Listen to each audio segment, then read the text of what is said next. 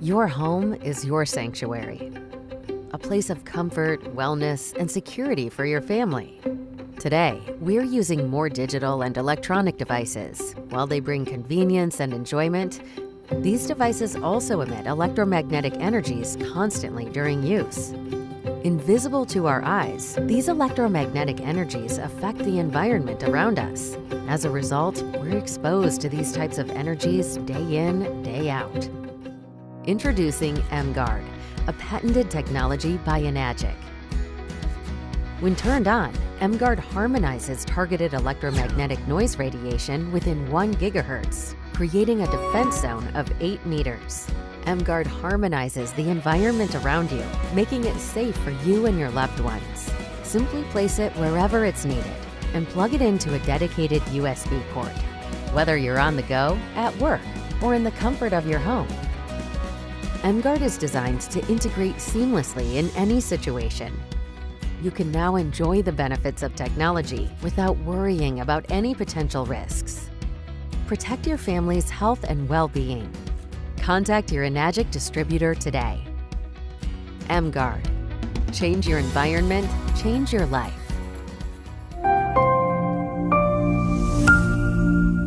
Accumulated all this knowledge for the past 6 years. And my team and I, we actually put in a lot of effort to came up with a lot of different, like for example, experiences, and also some of the back to basic technical explanation about this project.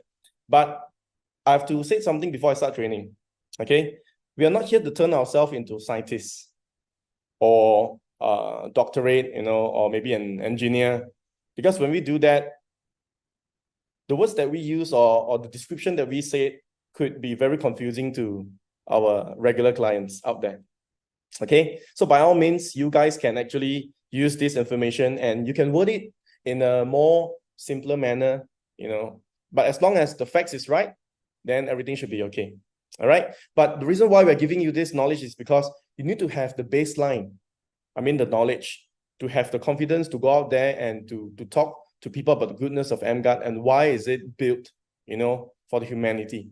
So this is the reason why we're having today's training, to give you more clarity in terms of certain technical explanation of this technology. Okay, so let's proceed with the first topic, back to basic. So what's EmGuarde's function? So the proper way to answer this question is, EmGuarde's function is to suppress specific electromagnetic noise radiation between, this is actually the frequency bandwidth given by the developer, okay? Anything between 3 megahertz to 1000 megahertz. So it is actually a very specific frequency range between 3 megahertz to 1000 megahertz. All right, now don't ask me at which frequency bandwidth, because this is their trade secret. They won't tell you at which area they actually segmentize the harmonics, but it's actually between, this is the bandwidth is given, okay? And it is suppressing electromagnetic noise radiation. Okay, it is not there to suppress any signals or telecommunication signals generated by your phone. Just in case you're wondering how come when you turn on the EmGuarde, your Wi-Fi is still working, your phone is still getting signals in, because EmGuarde does not work or built to suppress any telecommunication signals. Okay, it is built to suppress electromagnetic noise radiation. Okay, now let's get more clarity on the next slide. So talking about this frequency bandwidth, people will ask you, so 3 megahertz to 1000. So what is the frequency designation? Okay, now based on our research, right, 3 megahertz to 1000 megahertz falls under high frequency designation. Okay, so now you have got more technical words that you can use. So EmGuarde is actually suppressing high frequency electromagnetic noise radiation between 3 megahertz to 1000 megahertz. Okay, so this is a complete statement when people ask you what's EmGuarde's function. So you can use this. So don't worry for those people who is writing notes and all that. If I'm speaking too fast, we are recording this Zoom session, and the entire Zoom session will be made available at the Telegram EmGuarde channel. Okay, so that you guys can repetitively look at the Zoom recording, and you can actually continuously learn some of these terms if you missed out. Okay, so don't worry. We're going to just go speed rocket a bit because there's a lot to cover today. So for those of you who missed out, you cannot write down, just go back to the Zoom recording. Okay, next slide. Now, talking about frequency spectrum. So now some people, when we do sales, we are sometimes exaggerating and telling customers that, and when you turn on the EmGuarde, you can actually suppress all types of electromagnetic radiation. Now that's wrong, huh? Because when we do that, we're going to create a lot of market confusion.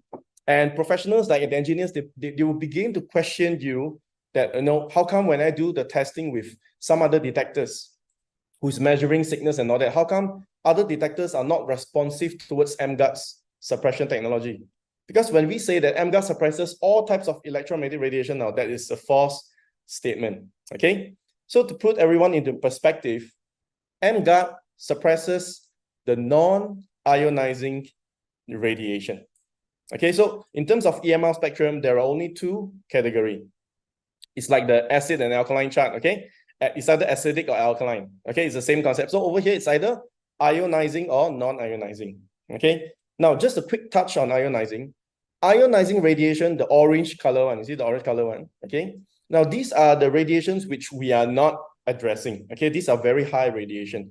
We are talking about the gamma rays, the nuclear reactor, all the X-rays from the X-ray machine. Now, these are super high radiation. Okay, now what's the difference between ionizing and non-ionizing? To put it in a very simple perspective, ionizing radiation will have sufficient energy to immediately, destroy or to manipulate or to do something, some changes to your biological cells. Meaning when you're exposed to this type of radiation, they can immediately affect your cells, biologically. So this is ionizing. Now for non-ionizing, the definition is they have insufficient energy or power to immediately react or do any changes to your biological cells. Okay, so one is with a lot of energy to alter your cells, another one is insufficient energy to do immediate alteration to your cells. Okay, however, based on research over time, when we constantly expose ourselves to non-ionizing radiation for a long period of time, it will do something eventually. Okay, so this is the difference between non-ionizing and ionizing. And EmGuarde is actually addressing non-ionizing. Okay, now for frequency spectrum between 3 megahertz to 1000 megahertz, it actually falls between the radio and cell phone. If you look at these two arrows here, can you see the two arrows there? You can just point the closest to two arrows, the two red arrows. Okay, so it's actually fall under radio and cell phone column. Okay, so this is the EmGuarde's effective range. So far, so good? All right. Now, to conclude the entire explanation, when people ask you, what is EmGuarde's function? Okay, so EmGuarde is built to suppress high-frequency electromagnetic noise radiation, okay, between 3 megahertz to 1000 megahertz. Okay, and this frequency bandwidth falls under the non-ionizing radiation spectrum. Okay, this is the full answer for the entire technical answer for this question. So far, so good? All right, if you guys are still with me, can I see a letter digit 8 in your chat group so that I can proceed with the next slide? Okay, thank you so much for all the responses. Let me drink some Kangen water. Okay, too. Okay, next.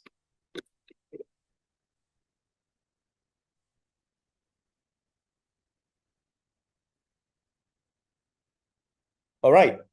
So the next topic is, how does it work? It's very important because when customers is going to question you, so when you turn on the EmGuarde, how does it actually work? Okay, so we got all these answers and training from the developer directly. That's the reason why we're able to dissect this into a more simpler, slides to explain to you. So basically, a typical EM radiation source comes out from any, electronic or electrical devices. As long as anything powered by electricity or battery operated, it will generate a certain level of electromagnetic energy, or we call it radiation. Okay, now, first, EmGuarde is built to focus on a targeted noise pattern. Okay, anything that runs with integrated circuit board, for example, your phone. Your phone runs with battery. At the same time, there is a huge IC circuit board, okay, the integrated circuit board inside here. Okay, so when the components communicate between themselves, it is going to generate a certain level amount of energy. We call it EMI. Okay, it's actually a type of electromagnetic radiation noise. And this noise or this energy is going to be transmitted to you when either you hold your phone. And for some appliances, the noise energy actually travels between 1 to 3 meters. Okay, it has the ability to shower or to travel about 1 to 3 meters. So this is how far it travels away from the gadgets, depending on the power voltage as well. Okay, now next. EmGuarde is then sending out strings of harmonics frequency, or we call it cancellation frequency in technical terms. And this is what the patent is stating. Okay, all these words is coming from the patent itself.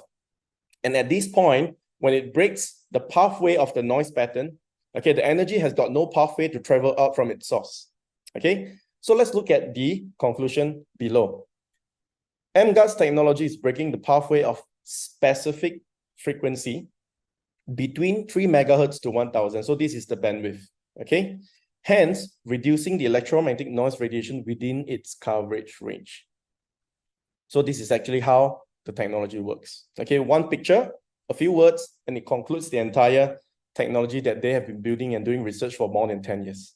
Okay, next. All right, so this is again a summary to show you the first and second so that you can see the comparison. Okay, so the harmonics frequency, also known as cancellation frequencies, have opposing amplitude to their corresponding radiation frequencies in the air, and thus they suppress each other or cancel each other out altogether. So this is a bit physics.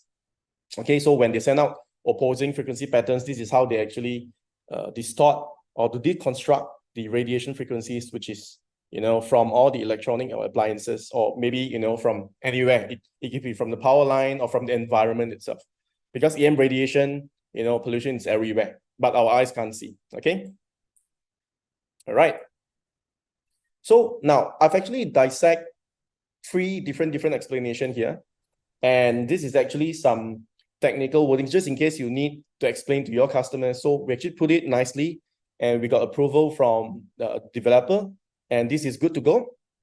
And this is how they wish the distributors to explain to the people. So the first point is, EmGuarde uses the harmonics frequencies to suppress the specific high frequency electromagnetic noise radiation within 4 meter radius.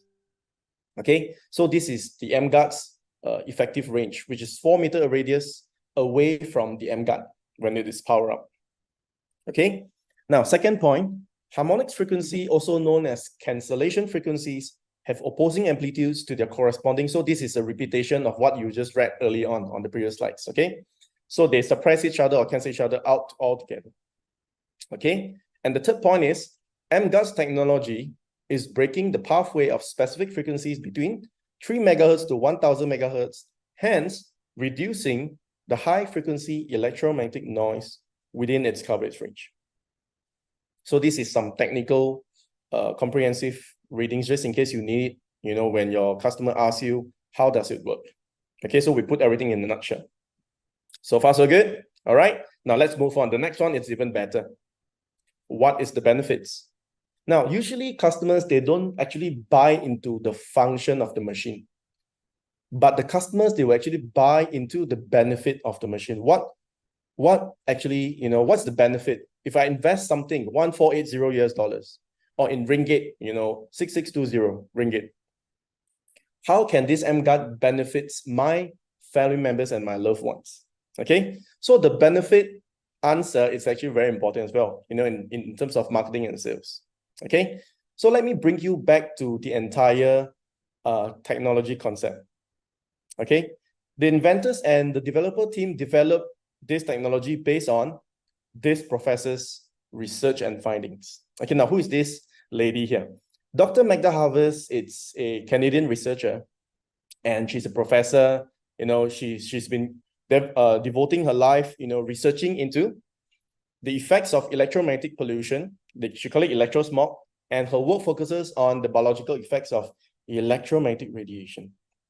Okay, now through her research, she found out something pretty shocking. And today I would like to share with you, you can actually use some of these statements during your presentation as well, okay? Because all these are all published research by a PhD professor, okay?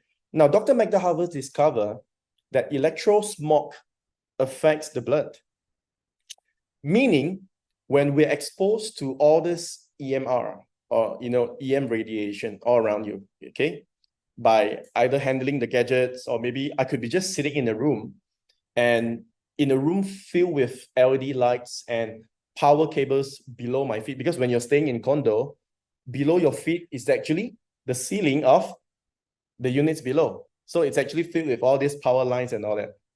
Okay. So according to Dr. Magda Havers' research, this is what she found out. Let's take a look at the images. This is shocking, yeah?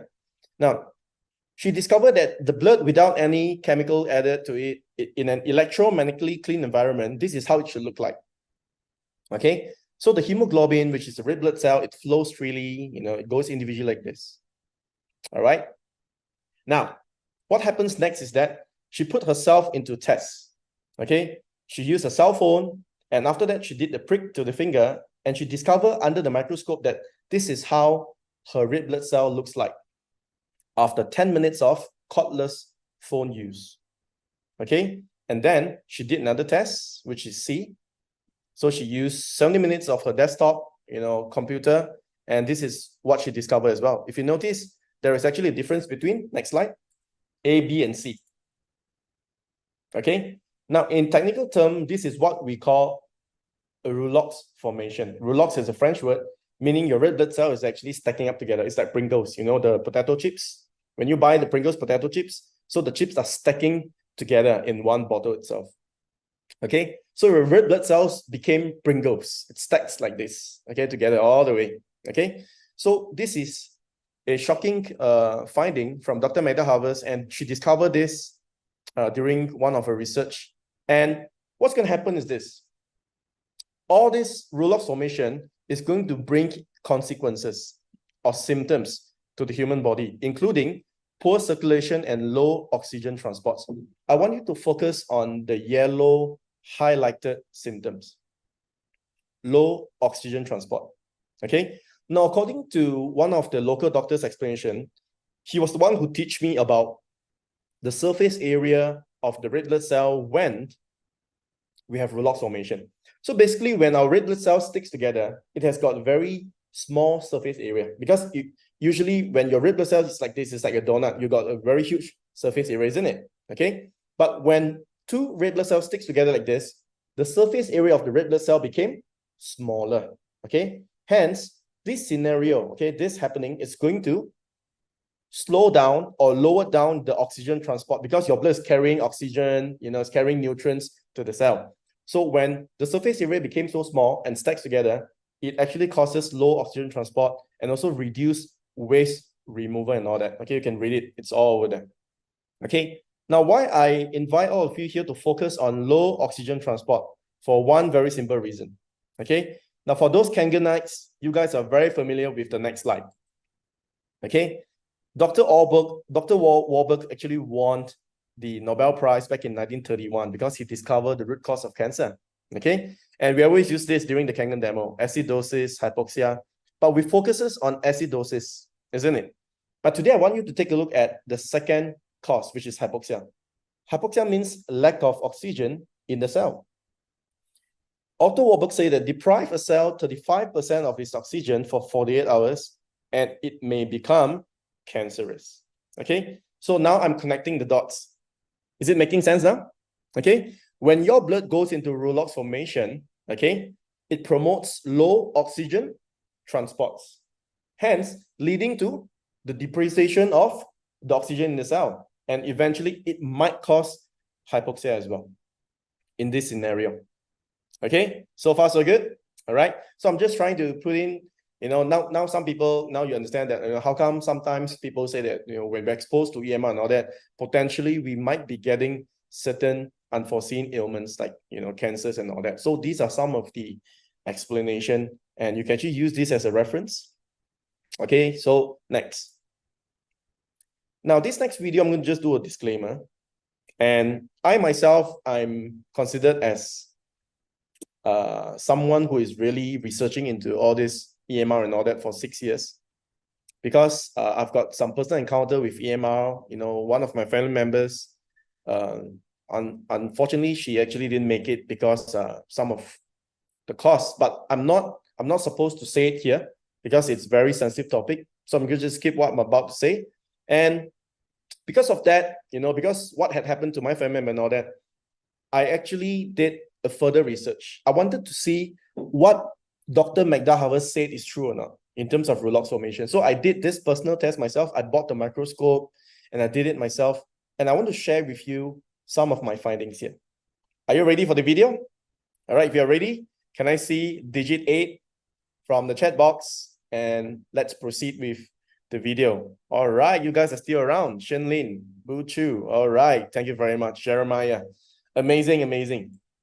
Okay, prosperous. All right, Raj, Naidu, I can see my dear friends there. Okay, all good. Now, let's play the next video and let's allow the video to explain to you before I go on to the next video. So this is actually my own red blood cell, okay, my own blood sample. I prick myself, okay? So let's play the video. Thank you, Denise. Can I have the volume, please? The sound?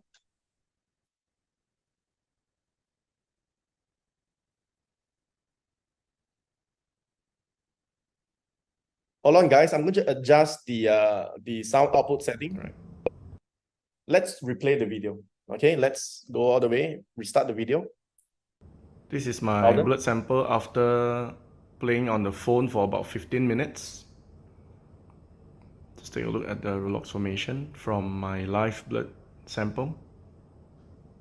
And we are taking it through this microscope. Okay, through pricking of the finger. All right.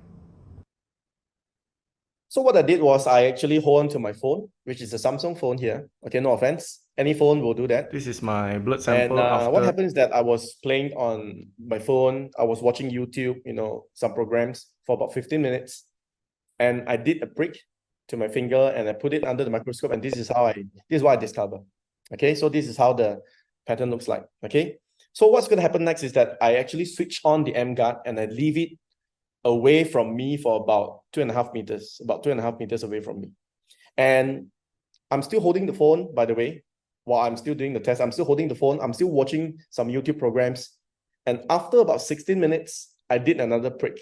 Okay, and I wanted to show you the results of what happened after I turned on the EmGuarde for 16 minutes. After 15 minutes continuous playing on my handphone, and I turn on the EmGuarde over here. As you can see, this is less than 2 meters away from me. And this is the after result. Ben, can you help me to adjust to more? Yeah. So this is the after 15 minutes of turning on EmGuarde. At the same time, I'm still playing on my phone. I'm on 15 minutes of non-stop YouTubing, watching some program. And this is how my live blood looks like. Oh, cool. Focus, okay. Okay. Thank you, Ben. You're welcome. Thank you. Okay, so to give you guys more clarity, when I did this test, I was actually doing what I call as fasting. Okay, I did not drink any kind of water. I did not eat, and what I did was I run through the test, and all in, it took me about 40 minutes. So this is what I found out from my own sample. So this is just a personal sharing to show you, this is my testimonial, okay?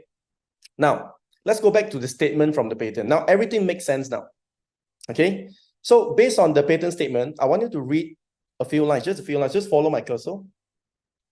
Okay, the first line, the beneficial effects of the apparatus. Now, when we say apparatus means it is the EmGuarde technology, okay? Always not mentioned because they call apparatus in the patent report, okay? So according to the embodiment of the present invention is recorded by a blood flow measuring device. So in this test, when they submit the patent, so it's actually measured through a blood flow measuring device. It's different from what I just showed you. What I just showed you is a microscope. It's a live blood analysis, okay? This is another different machine. And this machine is supposed to measure the blood flow, okay? And I want you to look at this line, just follow my cursor. Okay, just follow the cursor. And here, there you go. The device measures microcirculation of the test subject finger when the subject is first subject to electromagnetic radiation via a cell phone. So same thing, during the test, when they submit the patent, the subject's using a cell phone, and then the electromagnetic radiation effects of the cell phone is suppressed using the apparatus according to an embodiment of the present invention, which is EmGuarde's technology. Okay, so I want you to look at the first digit here, 6.13. As can be seen in the graph, the initial microcirculation rate of the test subject finger is 6.13 centimeter per second. At time marker, when the test subject makes contact with a cellular phone, at time marker 2, okay, the microcirculation drops to 2.55. Now, meaning before the subject holds the phone, the microcirculation speed, from the finger, it's at 6.13 cm. But as soon as the test subject holds on to the handphone, the microcirculation from the fingertip reduce from 6.13 to 2.55 centimeter per second. So there's a reduction, okay? Meaning what Dr. Magda Haver's research about Rolox formation, how your blood actually slows down, sticks together, is true because based on the patent submitted by the developer, there is a drop in terms of microcirculation speed when we hold on to a cell phone or any electronic devices. So far, so good, okay? Now, the next one, this is the takeaway. After the apparatus is turned on, meaning after the EmGuarde technology is turned on in this case, okay? All right, the measuring device detects a spike in the microcirculation to 20.1, and eventually it stabilizes at, look at the last line, 26.6. Stabilizes 20. So meaning from 2.55, okay, the improvement of microcirculation actually went all the way to about 26.6 from 2.55. Okay, now next slide. So this is the final paragraph of the patent. It says that it can therefore be summarized that the invention can effectively, I love this word effectively, you know why? Because effectively is a confirmation, all right? So from the test report says that, the invention can effectively suppress the negative effects of electromagnetic radiation on microcirculation from either handheld cellular devices or computer connected to wireless network. Wow. Just imagine this, guys. This is such a huge market because today, the people that we know left and right, we are holding all this. It's stated in the patent, cellular devices, computers. Who doesn't use handphones or computers? Almost everyone uses it, okay? And EmGuarde can effectively suppress the negative effects of the EM radiation on microcirculation. So this statement itself, I think without any demonstration, you guys are able to sell the EmGuarde already. Agree? Okay? With this statement itself, it is good enough for you to market this technology. Okay? Moreover, we have a demonstration to show. So on top of that, besides all these statements and all that, we still have more demonstrations to show. So I mean, selling EmGuarde to us is actually a piece of cake. All right? It's so easy. It's so simple. It's straightforward. All right? Next. So now, to fortify this, okay, on the benefits, besides the patent, besides what I did, my personal research on my blood and all that. Now, there is a medical doctor in Taiwan. His name is Dr. Liu Renjie. Okay, he's a professional and he's ophthalmology. So what he did was he actually called out 10 of his subjects and he did a clinical trial on the EmGuarde technology before and after turning off. And basically, Dr. Liu, he's an eye doctor. Okay, he treats people's eyes and all that. And he realized that today a lot of people they are having this dry eye disease and all that. Due to poor microcirculation from the eyeball. Because when we look on screen time, let's say we look on the screen on the phone and all that, maybe there is a lot of this pollution from the lightings and all that. So it actually depletes the microcirculation speed from the eyeball, and it actually affects someone's eyes. Okay, they call it eye health, right? Eye health.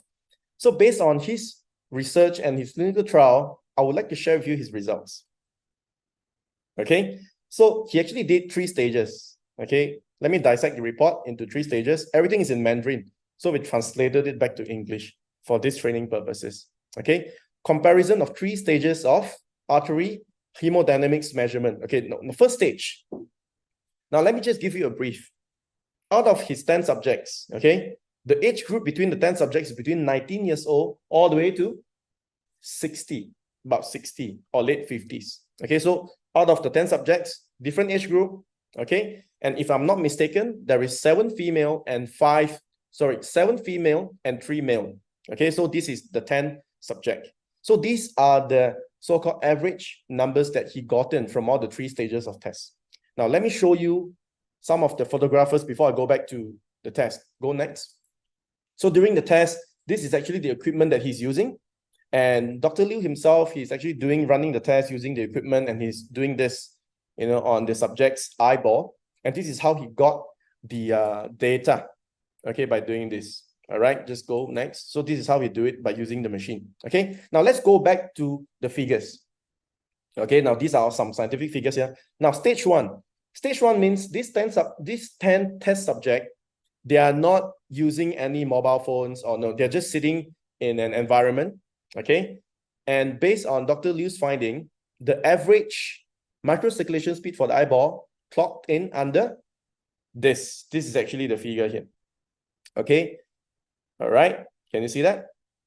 All right, 20.1 plus minus 9.83. So this is actually the average. They call it a peak systolic velocity. So it's actually a measurement. Okay, now stage 2, second stage. After 30 minutes of using the mobile phone, meaning the next stage, he actually asked or invite 10 of his subject to look at the mobile phone for 30 minutes. Okay, what I did in my live blood was 16 minutes or 15 minutes of mobile phone usage. So this one's longer. This is 30 minutes. Okay, now immediately he registered the result.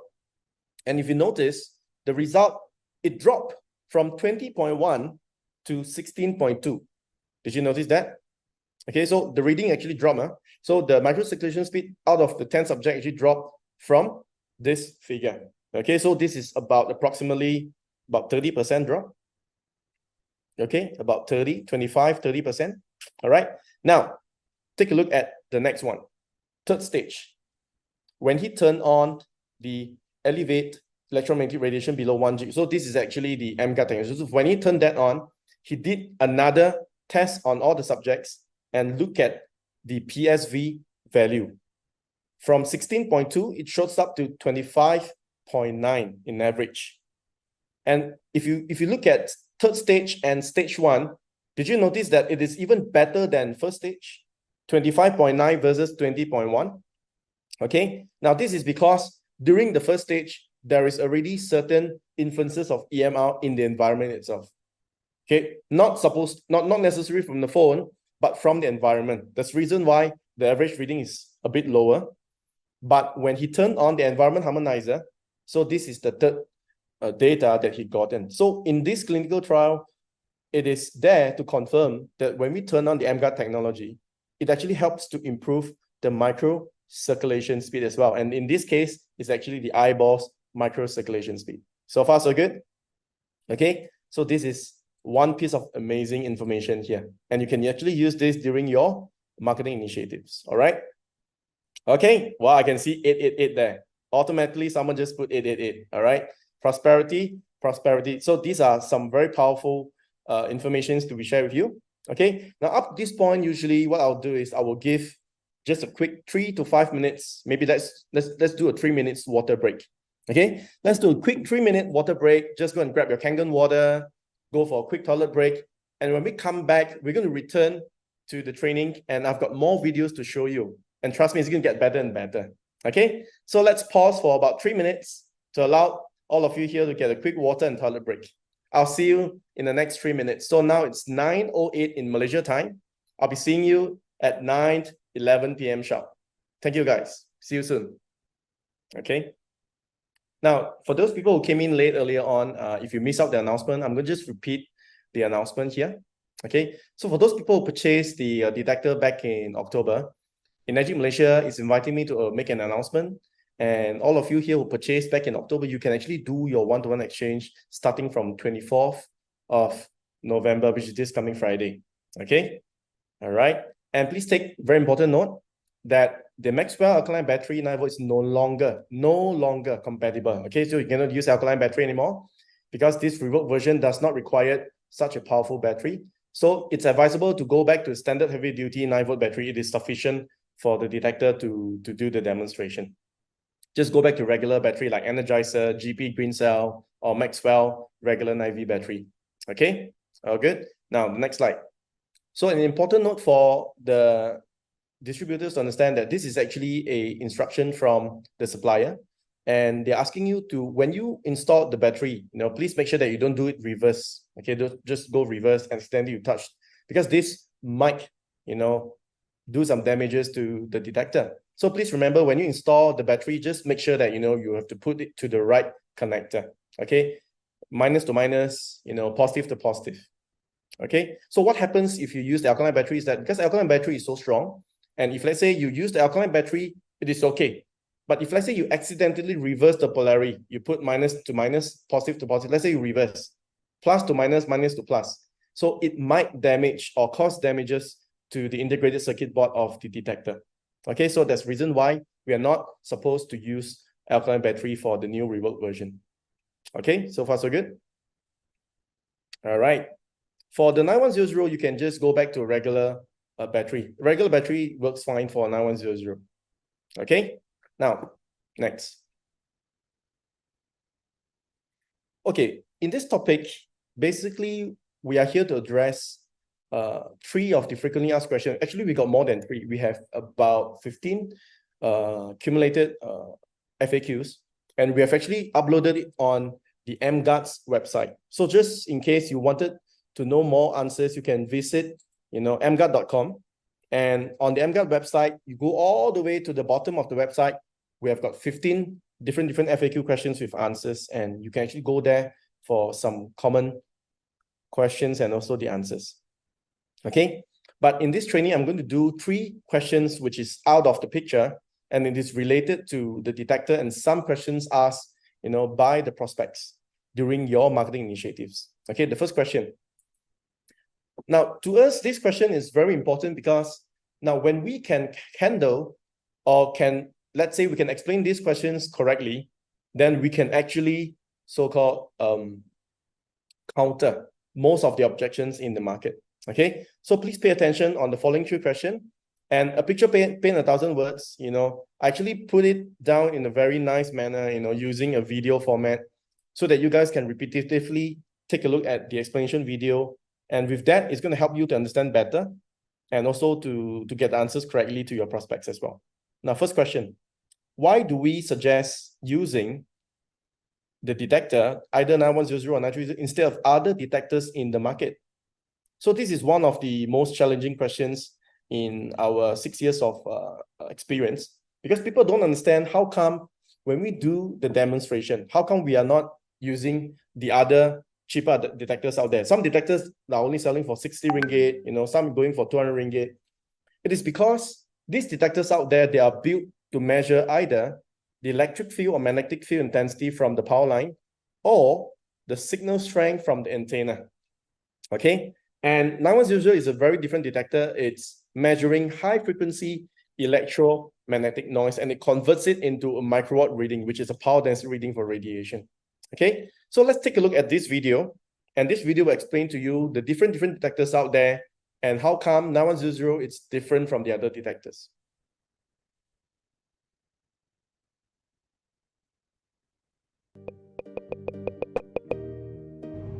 Okay, so in this section of the video, I'm going to show you the differentiation from different. Guys, how's the volume level? Should I increase the volume or decrease? Can I see some comments from the chat box? Should I increase the volume or decrease the volume? Perfect volume. Okay, good. Let's play the video. Increase. Some said increase. Just increase a little. Okay. Let's play the video. Different detector available in the market, and why some of these detectors you should avoid it while you're using it to do the EmGuarde demo. Now, cheaper detectors like this, it says electromagnetic radiation detector, but when you hook this emitter on, you can't even detect the radiation from a phone screen. So this doesn't work because this detector is only used to measure very low frequency radiation from the power socket. Okay, now another type of detector available in the market, electromagnetic field tester. Now this detector, we found out that this detector is only good at reading the signal coming in from the 4G or the Wi-Fi. Let me show you what I mean. Let me activate the meter here, and I want to put this meter below the iPhone. Okay. Now, as soon as I call up a program from the iPhone, for example, I'm going to turn on the YouTube channel. There you go. So now the detector is actually responding to the data received from the YouTube itself. Now, as soon as I turn this phone into the airplane mode, so I'm going to terminate the Wi-Fi and also the mobile data. Okay, so immediately when I turn it to the airplane mode, as you can see, you no longer receive any response from this detector. Okay, now however, as soon as I switch off the airplane mode and the data is back, the detector began to respond again to the signal from the phone. Now, why I strongly recommended RD9100 is because now even if I turn the phone into the airplane mode, means there is no data, there is no Wi-Fi, the RD has ability to pick up the radiation from the phone itself, and now it's averaging at about 1,400 microwatts to about 1,500 microwatts. Okay, so in other words, RD9100 is not picking up any signal. Instead, RD9100 is actually picking up the power density radiation coming from the battery, okay, operated in the phone itself. Now, let me show you another detector in the market. This detector is what we bought from the USA, and it's called the cell sensor. And supposedly this detector is able to pick up radiation from the cell phone. Okay, but now as soon as I hook up this meter, as you can see, okay, let me just put the meter on the table. Now, the phone is on airplane mode. As you can see, it's also picking up reading from the screen itself. Okay.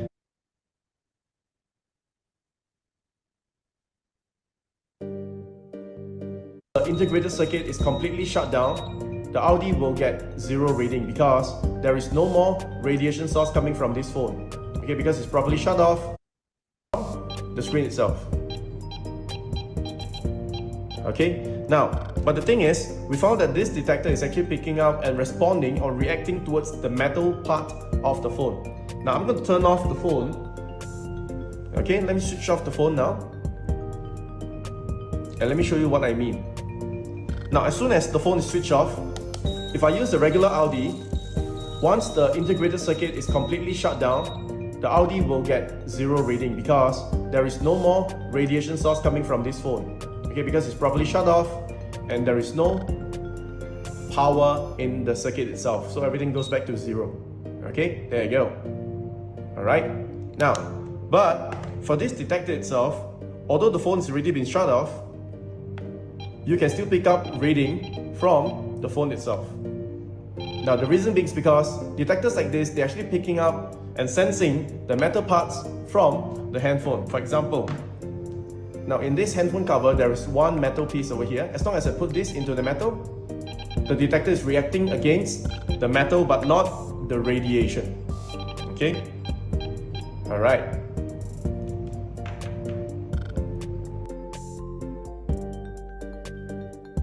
Okay, so the conclusion. Alright.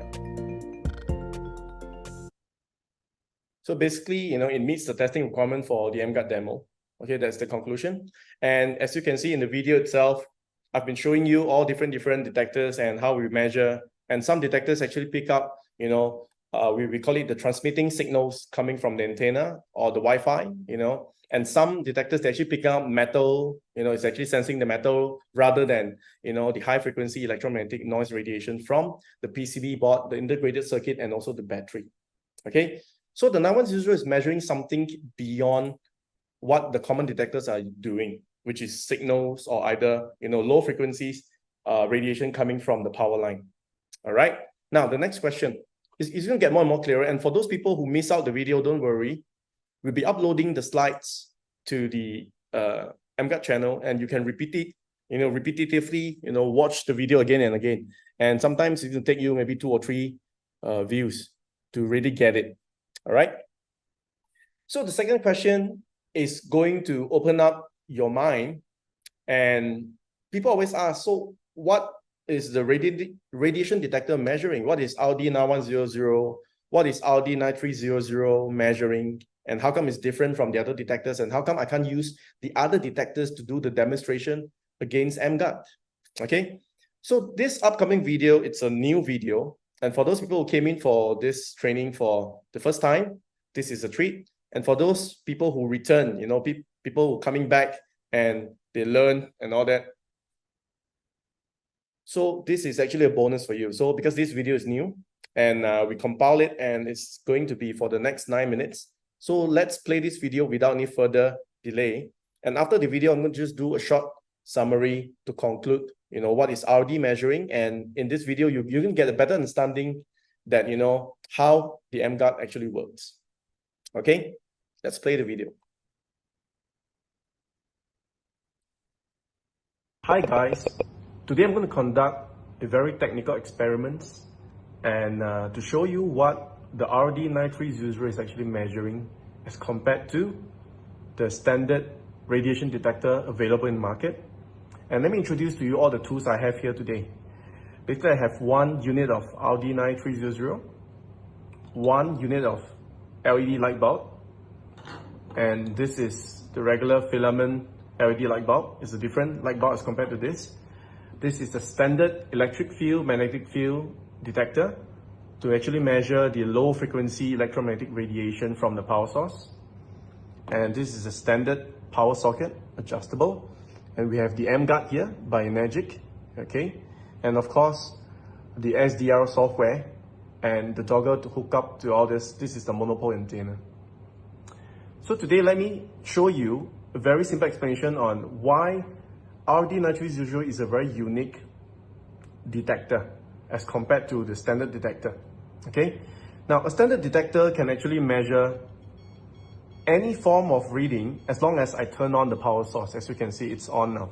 But as soon as I terminate the power source, okay, the power density reading goes back to 0. Okay, so this detector is actually built to read as long as there is electricity coming from the power source. It will trigger the detector and here goes the reading. All right, now the power source is on, but when I hook on the 9300 detector, I turn it on, okay? It's on 2 dot and it's measuring high frequency electromagnetic noise. If you notice, when I put the detector close to the power socket, there is no power density reading, okay? And the simple reason is because this detector is built to read high frequency electromagnetic noise power density, okay? So this is the keyword, noise, all right? So in this experiment, I'm going to show you a very simple test. First of all, I'm going to use this standard filament LED light bulb, which, according to our research, this type of light bulb, they produce a very minimum or close to none. Means there is no electromagnetic noise pollution from this product, okay? Now, to show you a quick demonstration, let me just put on this filament LED light bulb and let me switch it on, okay? Now, if I were to do the same measurement using the 9300, if you notice, you can hardly receive any power density reading, okay? There is nothing here, it shows 0, although the light bulb is on, okay? Now, but when you measure using the conventional detector, as long as there's electricity going through this power socket, it will speak some reading here, okay? So as you can see, there are certain readings going on this detector, okay? But not the 9300, as you can see. Let me just do a contrast. It's 0 all the way down, okay? All right, now I'm going to use another tool, which is the SDL software, to show you how come the 9300 is not receiving any power density reading here, okay? Because as you can see, when I turn on the software, and if you notice, right, the noise level from the screen itself is very minimal. And from the waterfall spectrum, you can actually hardly receive any patterns, or we call it noise patterns, from the waterfall spectrum, okay? So the noise is averaging at a peak of about minus 35 dB, and it's quite blank, means there is no external noise coming from this product, which is the filament light bulb, okay? Now what we'll do differently now is that I'm going to just switch off this light bulb, maintain the SDL software here, I'm going to remove this product, which is the filament LED light bulb, and I'm going to install it with this one. This is a very bright LED, and it's supposed to save, it's called energy saver LED. And this product is going to release a humongous amount of electromagnetic noise pollution, okay, into the environment. Let me show it to you what I mean. Now, as soon as I hook up this LED light bulb, look at this software. When I turn on the LED light bulb, as you can see, you can notice that the dB noise pattern here changes, okay? And if I put closer, just move closer to the screen, can you notice that the waterfall spectrum begins to have all this different wavy line, we call it, okay? So this is the noise pattern. Now, as soon as I turn off the LED light bulb, the noise pattern disappeared from the software-defined radio screen, which is the waterfall spectrum here. Everything goes blank, okay? Now, as soon as I turn it on again, if you notice, the noise pattern actually came back, and you can see the wavy line continuously flowing down from the waterfall spectrum from the software itself, okay? Now, this spectrum explains that, okay? Let's move away. Now, when I use the RD9300 to measure this light bulb, if you notice, you can see that it's actually picking up a power density reading of more than 2000 microwatts per square centimeter. Okay, there you go. So in this simple experiment, we are able to explain to you that this detector is actually picking up, high frequency electromagnetic noise, similar to what you see from this software here, which is the SDL software. Okay, it's actually the same concept, all right? The same concept.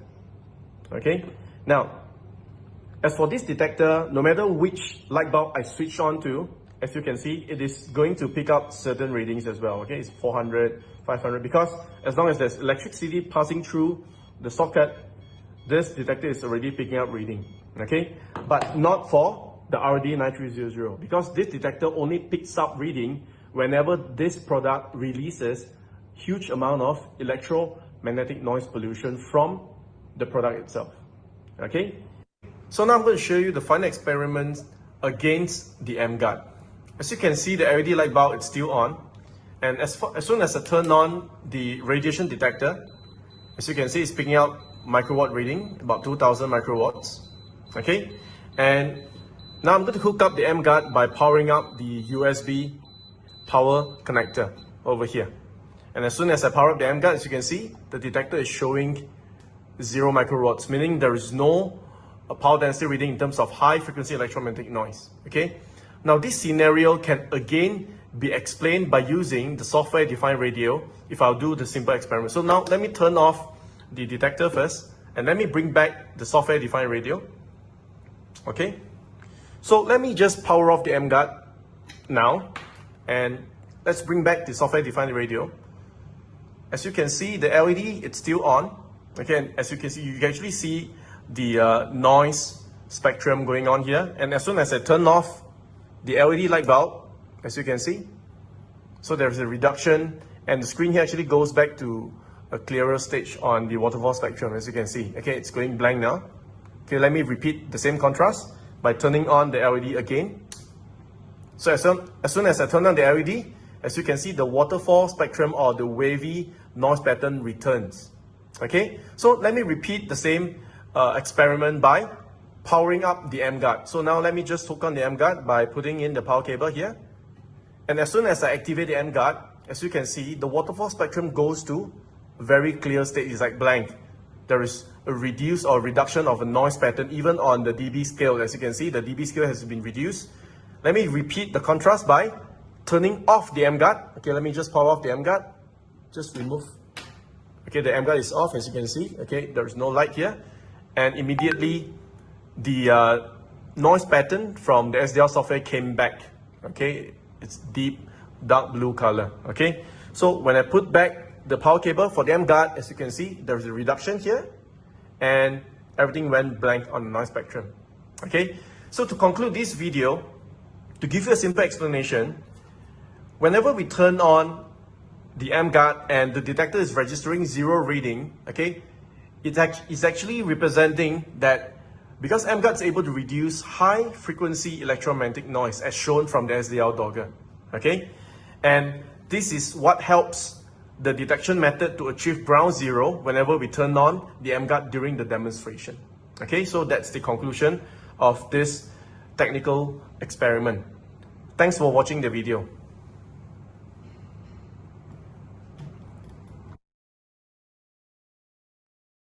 Okay, so I hope I make myself clear in this video. And the reason why I choose to put all this explanation in one piece and we compile it into a 9-minute video, because I believe that video is the best way to duplicate this knowledge, so that you guys don't have to repeat what I did, because this is very technical. You have to learn a lot of this software and all that. So you can actually use this video and you can duplicate the information, and you don't have to repeat yourself all the time by explaining, to either your team members or your potential prospects. Okay. Hi guys. Okay, now I'm going to just move next to the third FAQ. All right. And in this FAQ, I think this is one of the most commonly asked questions for so many years. And people actually did ask, can you mute? Just mute. Yeah. Okay, thank you.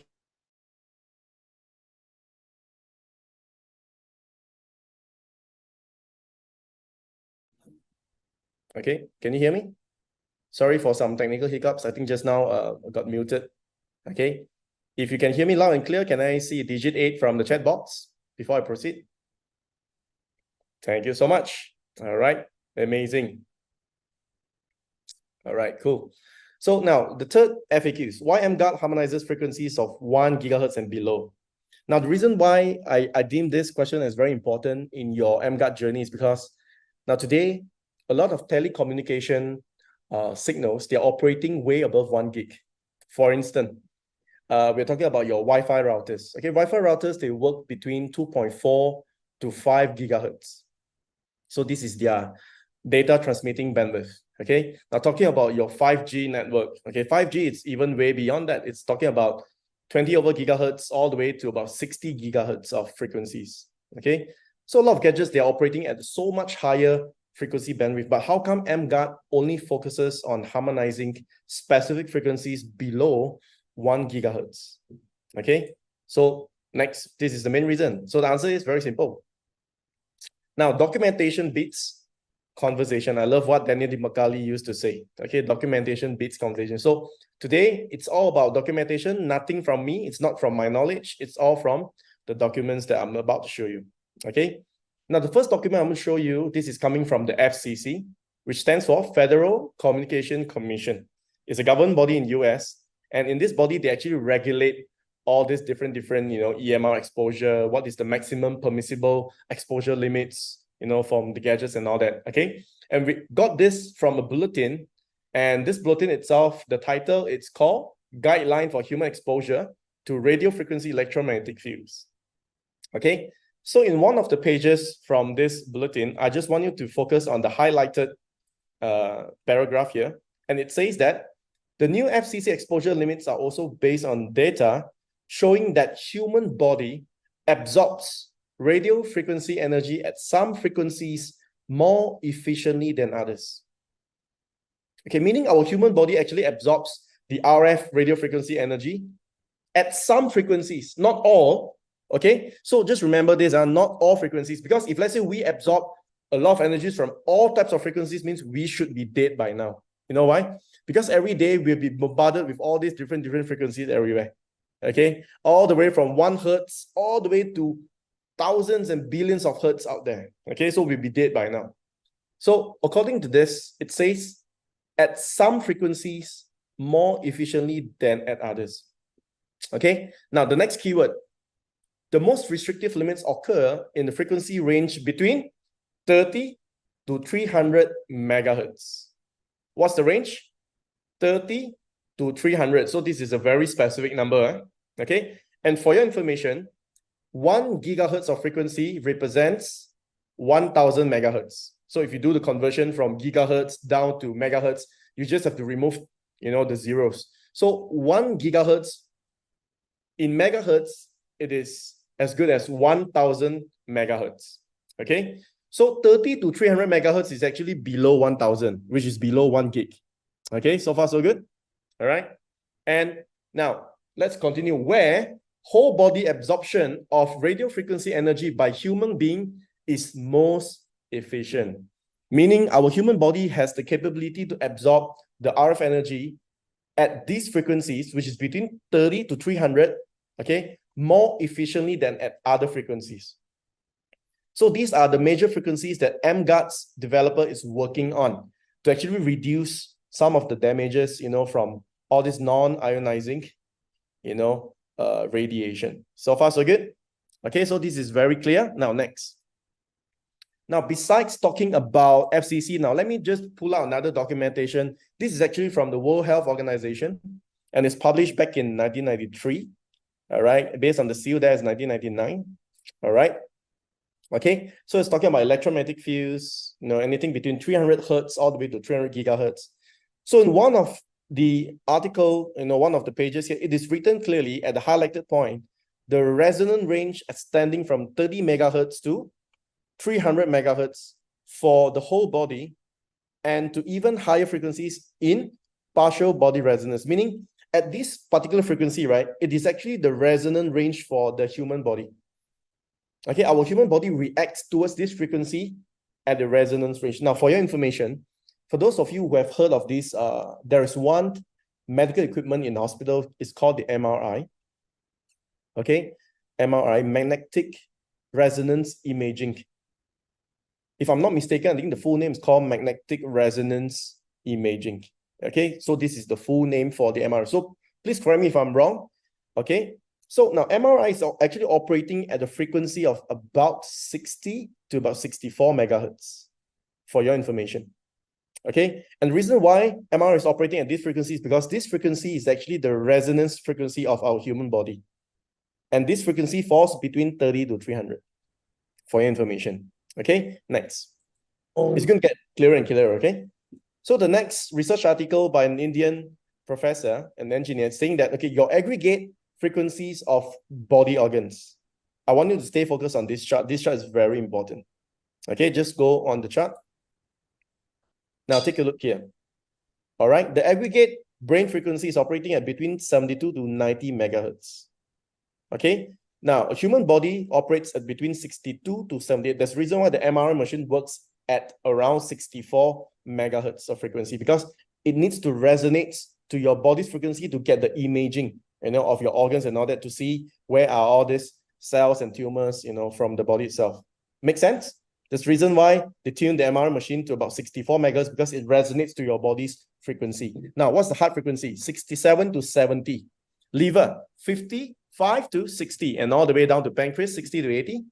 And disease starts at 58 megahertz and below. Meaning, if let's say the vibration of all these frequencies in your body, it's at 58 or lower, this is when disease starts. So far, so good. All right. Now, just imagine that, we are bombarded by these radiation frequencies at some of these, let's say it's between this range, let's say anything from 50 to 90 megahertz. So what's going to happen to you? Now, this itself explains why some people, when you put yourself in front of a computer for long hours, for those working crowd, you're experiencing all these unexplainable migraines and headaches. Some people, when you drive a long journey, from, let's say, from KL to Singapore, I think our friend Bernard Chan used to do that, all the way from Singapore, all the way to Cameron Highlands, all this long hour driving and all that, you begin to develop chronic fatigue. You have this unexplainable fatigue, when you're doing this long hour drive, because when you use the detector and when you detect your moving vehicle, when you start the engine, you're going to surprise yourself. The radiation detector is going to go beyond 2000 microwatts per square centimeter when you turn on the engine. Okay, now going back to this body organ frequencies, now it makes sense why FCC is stating that, between 30 to 300 megahertz, it is the most restrictive limits, meaning it's dangerous, it's considered as dangerous. Okay, because 30 to 300 falls between your human body organs aggregate frequencies. If you notice, so all these 72, 90, and all this fits between 30 and 300. Okay, so this is why you are getting all these symptoms whenever you're bombarded by all these radiations within these frequencies. Okay, next. So in this simple science teacher video, it's going to explain to you that, when you're bombarded with the same frequency, for example, let's say your brain is operating at 72, and let's say there is a 72 megahertz frequency, and let's say this energy is coming to you, you're actually resonating with this frequency, and this is how you got certain symptoms, like fatigue and headache and all that, okay? So in this simple tuning fork test, it's going to show you that when these two tuning forks tune to the same frequency, it is going to affect each other even without touching it. It's just airborne, okay? Let's play the video.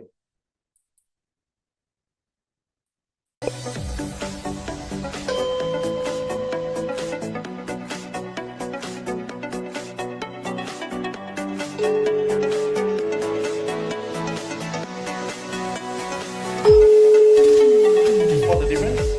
Okay, so the first tuning fork, it was tuned to 512 hertz. If you notice, it's different from the tuning fork from the ping pong ball. Okay, then the next tuning fork, when he put the next tuning fork next to each other, it's actually tuned to the same frequency. Play the video again. You notice? Okay, so the first tuning fork was 512 against 440. It's doing nothing to the ping pong balls on the next tuning fork, and the next one is of the same frequency, 440 and 440. You notice? The ping pong ball begins to vibrate because the tuning fork of the same frequency is going to affect the other tuning fork to vibrate. So this is what we conclude as the resonance theory. Okay, so now everything makes sense. Whenever we have frequencies between 30 to 300 megahertz, when it bombards to your body, you will develop certain symptoms. Okay, now the next video, I'm going to show you a more clearer picture. And this video I actually took it in one of my Airbnb stays in Penang Island, Malaysia.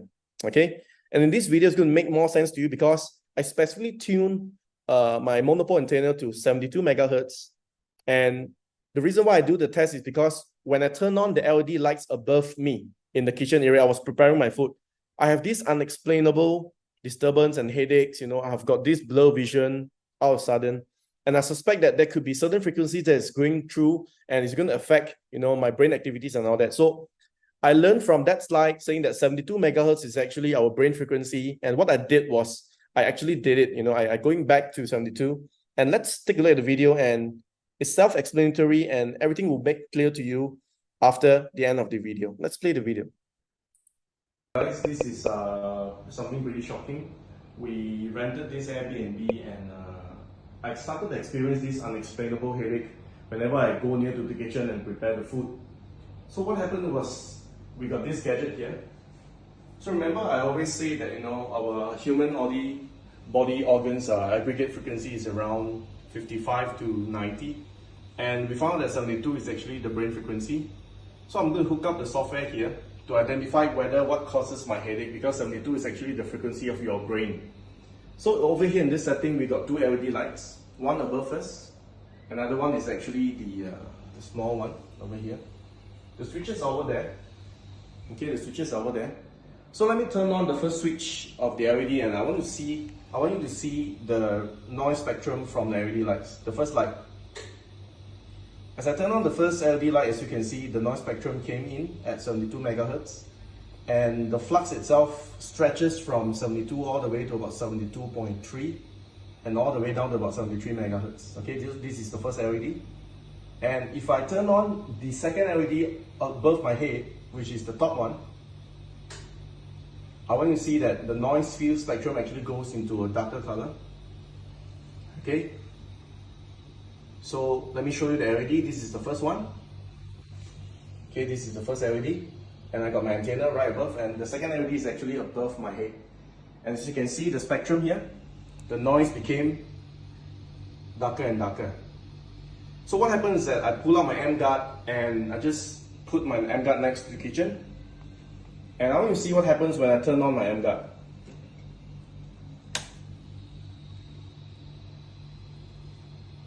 After I took on my EmGuarde, and immediately the headache just went away. Alright? So what happens when I turn off my EmGuarde again? I just want you to see the contrast. Switch off the EmGuarde again. And when my EmGuarde is off, immediately the noise wave from 72 megahertz came back. And this explains why I'm getting this unexplainable headache, because 72 is actually resonating with my brain frequency. And that's why I'm getting this headache. Let me just turn back on the EmGuarde. Okay, so it's pretty amazing. So thanks Enagic, thank you so much for allowing us to own this technology to protect ourselves.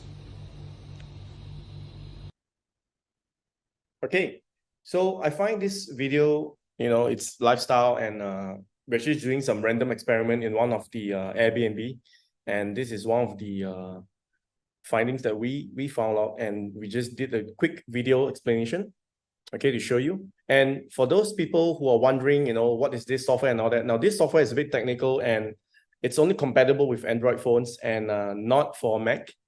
And it's very hard for you to even attune the monopole antenna because it's a very technical software.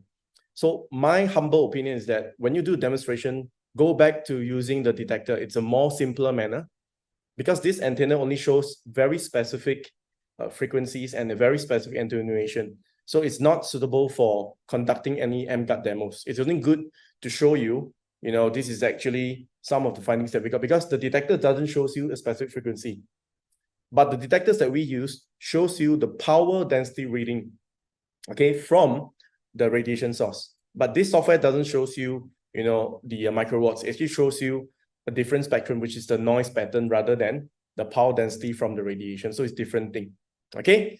So now let's go back to the slides here. So I hope that, this video actually helps you, and it actually helps you to understand better, okay, at how to counter the frequently asked questions. So let me just go back.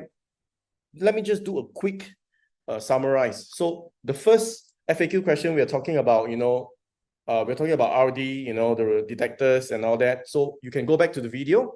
The second one is talking about, what RD is measuring. So from there, you can explain to the customer clearly that, the detector is actually measuring high frequency electromagnetic noise radiation.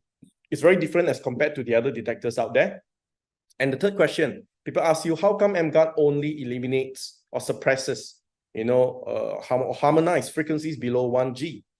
And simple explanation is due to resonance, theory, because we wanted to target the frequency range which resonates with the human body, anything between 30 to 300. So this is actually the key point.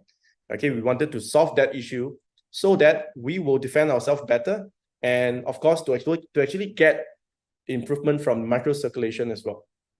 Okay, so the next topic I'm going to pass to my colleague Benedict, and he's the one who compiled these slides, and he's going to share with you in regards to the installation tips and some of the demo tips, going forward, so that you can sidestep certain do and don'ts when you do the demonstration. Okay, so I'd like to pass this session to my colleague, and he's going to carry on with the next explanation.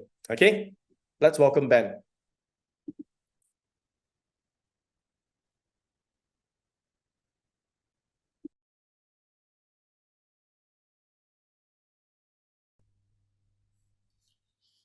Hi guys, can you guys see me? Hear me?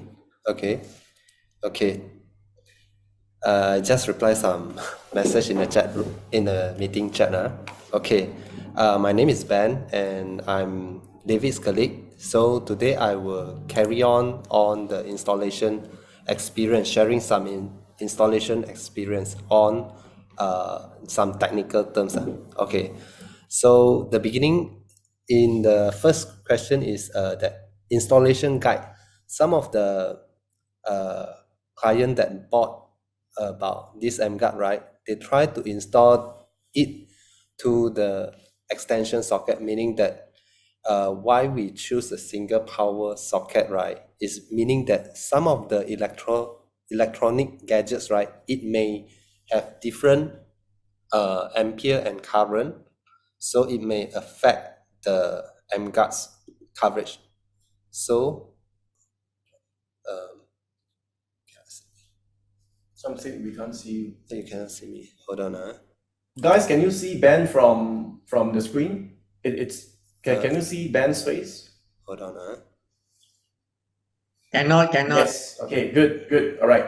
Can. Okay. All right. Carry on. Okay. No, some said no.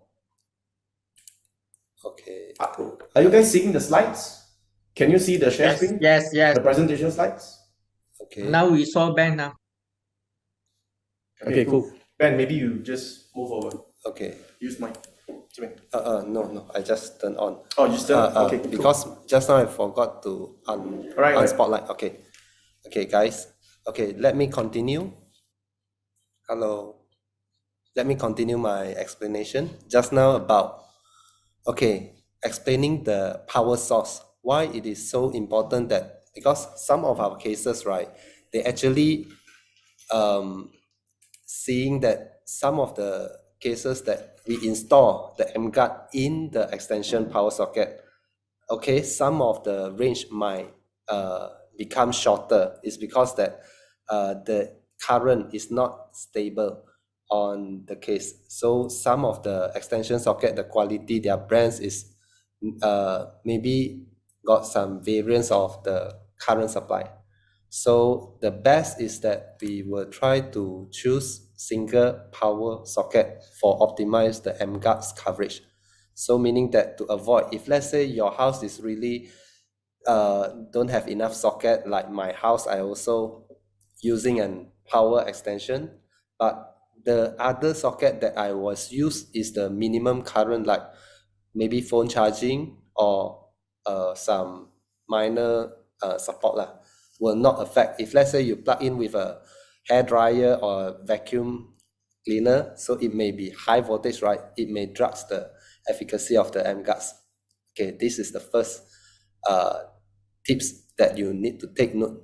Okay, so the second one, right, we have to avoid some power source is due to the adapter, because EmGuarde will not provide any source that USB, but we got the recommendation for the USB type of, normally it will comes with 5V, meaning 5 volt with 2 ampere to 6 ampere. Some may get from the previous one, we can see maybe 1 ampere. Okay, that is not compatible for EmGuarde usage. You must search above 2 to 6 ampere within the USB. You can see the first image, right? It actually got multiple, meaning that you can see the 9V, the 12V, and the 5V. So equals that this is called multiple power output adapter. So we must always choose the second one, meaning that you can see the cursor on the output of 5V, 2 ampere. Okay, so that this is the recommend. You don't see other many number of output got 12V and 9V. That is the select the correct adapter. Okay, so next is the another things that even though that some of the adapter nowadays got type C output and USB, right? So got multiple USB, we don't want to put that much, because that if let's say you choose a single one, if let's say you accidentally plug in another USB cable, maybe affect the current pulling from the will affect the EmGuarde's coverage also. Okay, this is the best way, that you choose single output of the USB and the single voltage. So this is all that we had mentioned in our website. So if let's say you can see, go back to the website, it will show everything is clear there. And this PPT, right, this presentation slide will be uploaded to our EmGuarde library presentation after, maybe tomorrow you can find out on there, so you can have a look on that. Okay, the fourth one, 3D, is that a lot of people they think that our type C cable, right, is same to their phone Android same type C cable. So it is not. Actually, our EmGuarde original cable, right, is more longer. You can see on the right cursor there. is more longer, and this is normal handphone Type-C or some of the electronic gadgets, right? They may, how to say, they may actually got Type-C connector also. So you must take note, don't accidentally use the wrong one. Maybe your EmGuarde will not light up the indication light. Okay, so until here, I want to ask about, sorry.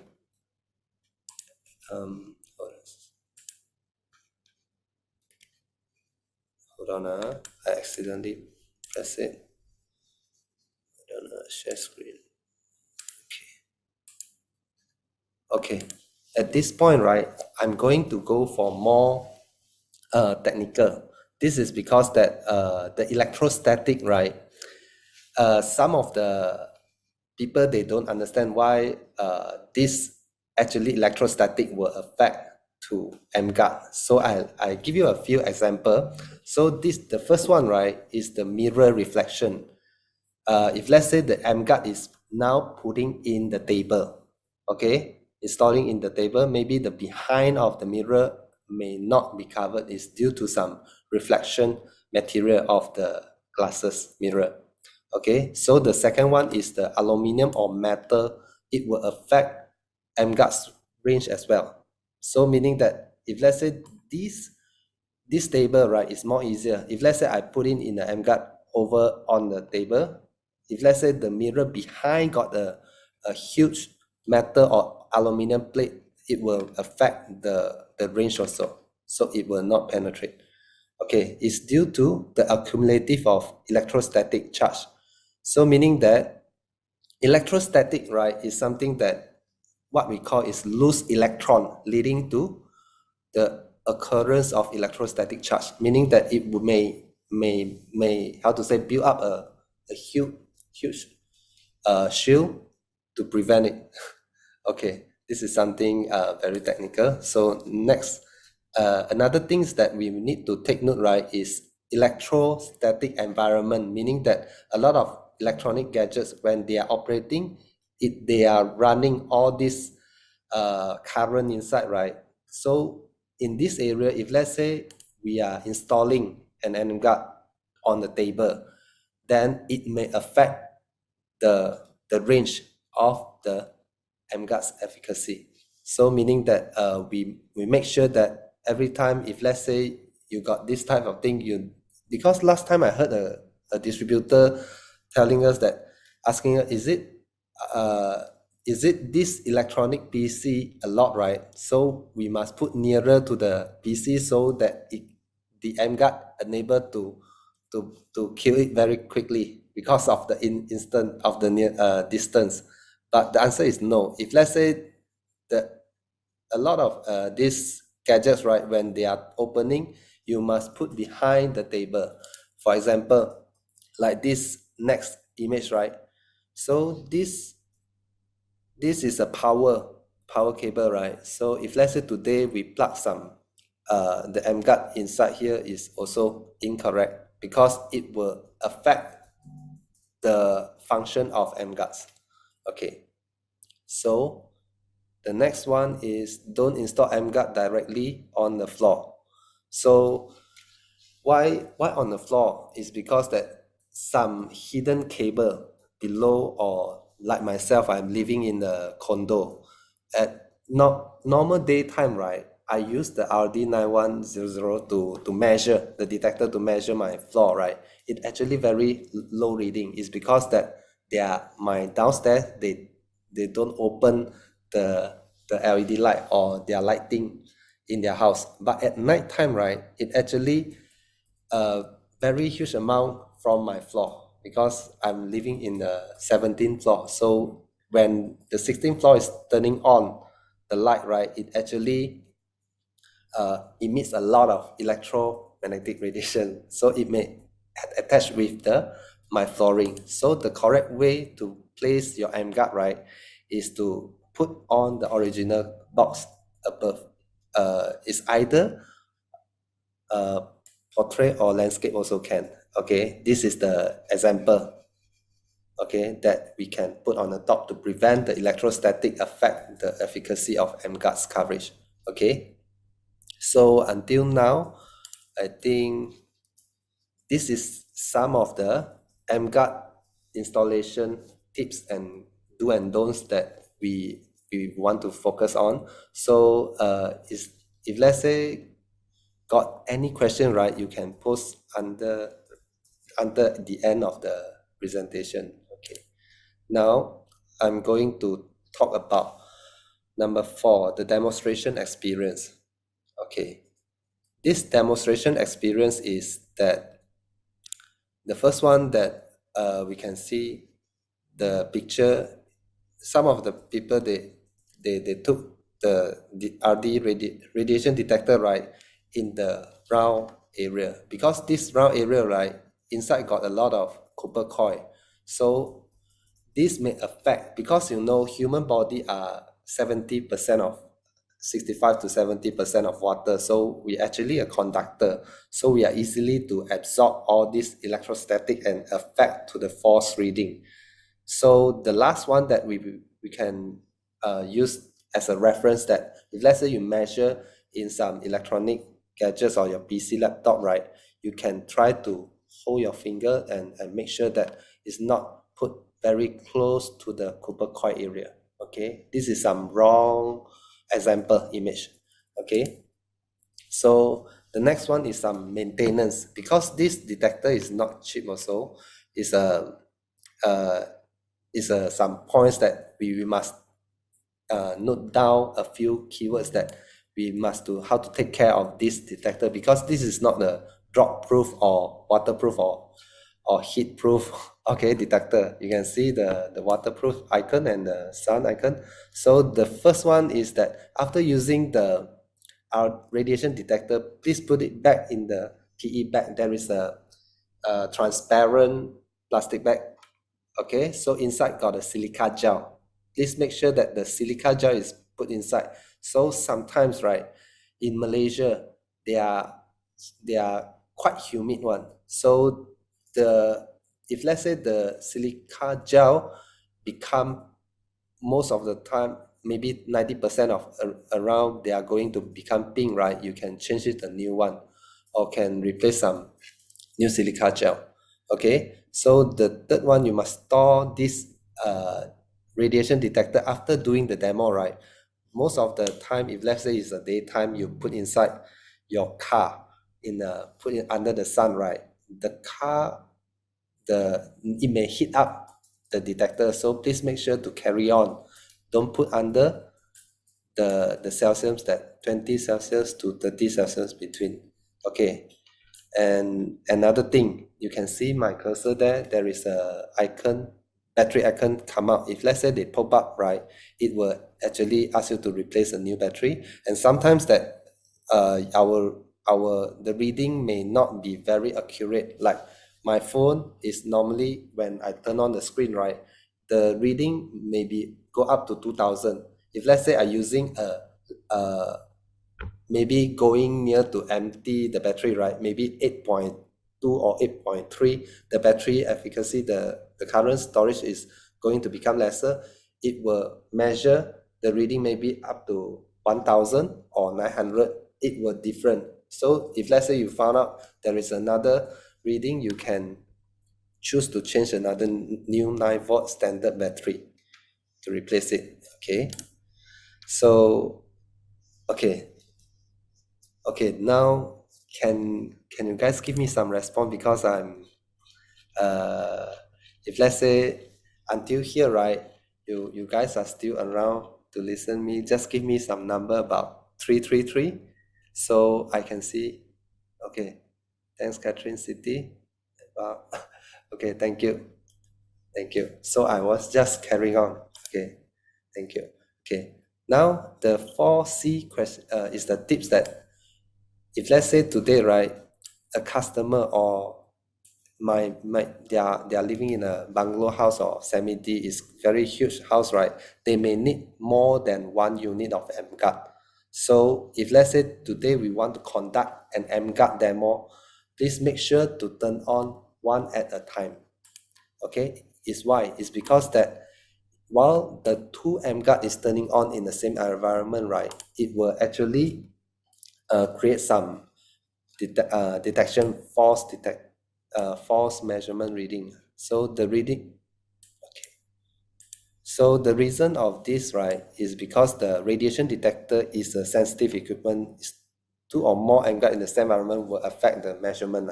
Okay, so please take note that, but the 2 or more EmGuarde in the same environment will not affect the EmGuarde's function. It's just affecting the radiation detector. Maybe they may go to haywire sometimes. Okay, so the next one is your body positioning. A lot of people, right, they because do you guys know that before that, I don't know whether you guys got heard about one thing called grounding. Because every human body, right, we will absorb some certain types of electrostatic in our body. So sometimes we went to open up the door, right, we will get some static shock. So our human body is actually the best conductor for this. So while we are doing EmGuarde's demo, right, we try to put ourself, you can go to ground first. Maybe put it, how to say, just put your hand or whatever, go to grounding first. So to discharge your electrostatic first. So it may easier. Why I show this one is because that in some cases that if let's say today, while we are using the radiation detector, right, to doing the demo, so you must make sure that the detector is not blocked by your body. Okay, you can see the David is in front, it's not blocking.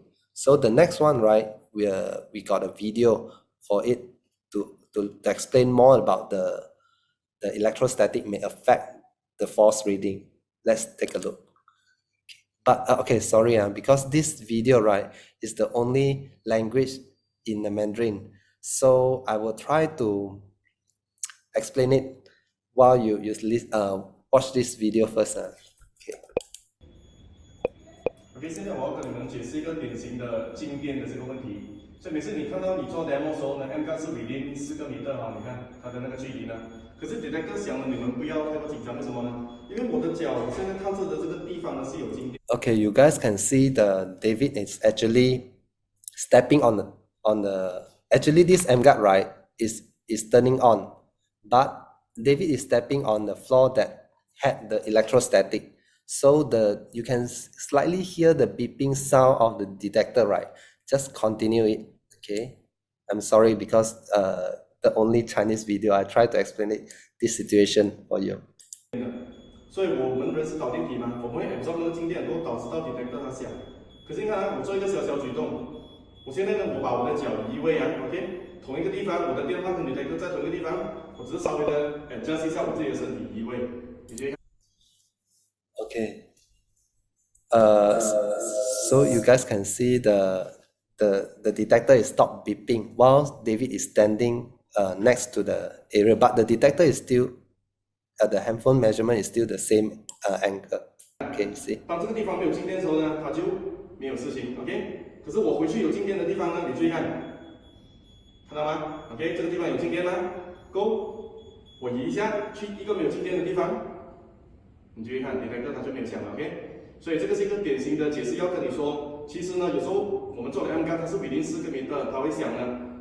EmGuarde 其实是有功能，只是有可能那个地板上面有静电，它会导致到 detector 它一下子会读到那个静电的 reading，OK？ 好。Yeah. Okay. This video, right? Just now, David was stepping on the place that got high electrostatic place that we cannot see. But while human body is a conductor, right? So you can see we can able to absorb the electrostatic and go through to the detector to get the false reading. So let's don't worry, because even though this range, right, we can see, even sometimes we mention to customer that EmGuarde is unable to cover up to 4 meters radius, right? But it is okay. Maybe it is just some false reading is due to electrostatic. Just how to say, calm your customer down to say that it may be is a electrostatic reading. So next one is a more clearer picture that we use the electrostatic ball to do the demo. Okay, let's see it. Hi guys, so in this video, we will be explaining how static affects sensitive equipment like the Audi. So now, I'm going to use the Audi to scan the phone, as you can see. So it's picking up radiation reading. But as soon as I turn on the EmGuarde, as you can see, the white LED light is on. So the radiation is gone, okay?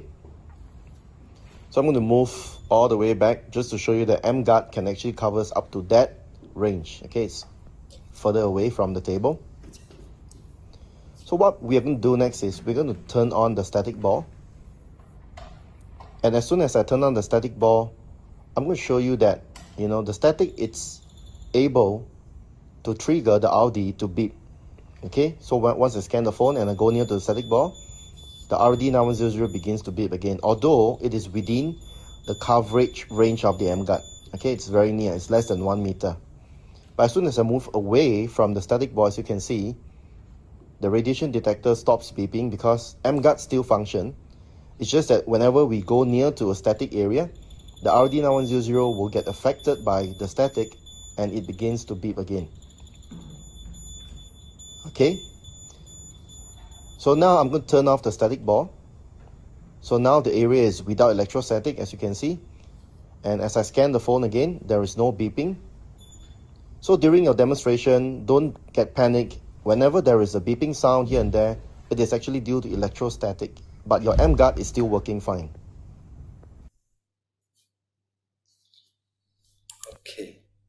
Okay guys, so this is the that we research on the Google. So this electrostatic, right, will affecting the radiation detector depending on the construction material, and it is these things, right, you can see that the static electricity can actually affect the component, especially semiconductors, that often quite sensitive, because radiation detector, just now you mentioned that you can see the electrostatic, why sometimes that beeping got false reading, everything, right, is due to the static. So this is that we search on Google, you can get the result for this. This is a screenshot. Okay, so next, the next one is that I try to explain about our technology documentation start on day one. Okay, so eventually this is the next topic. So you guys want to how to say, take a quick, or no need, sorry, it's for time. Okay, I try to act faster. Okay, this one is the video, right? It's about that our technology is inside the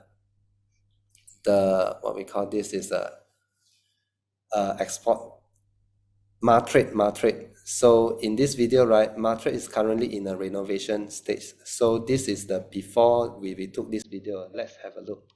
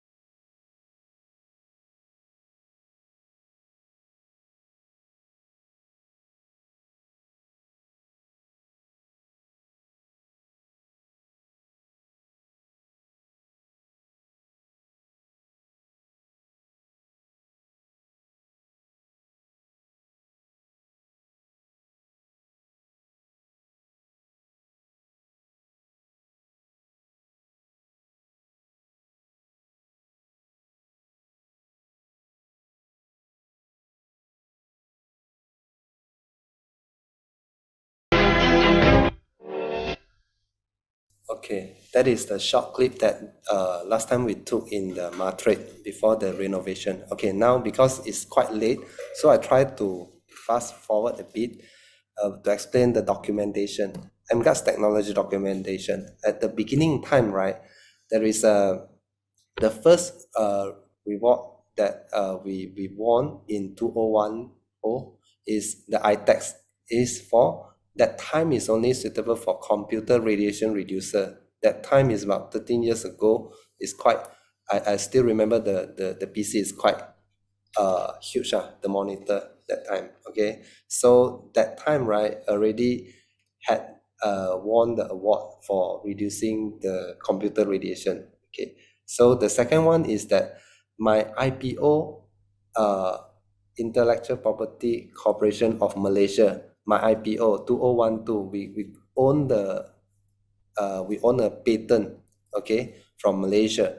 So the next one is the ICANN from the Canada invention competition.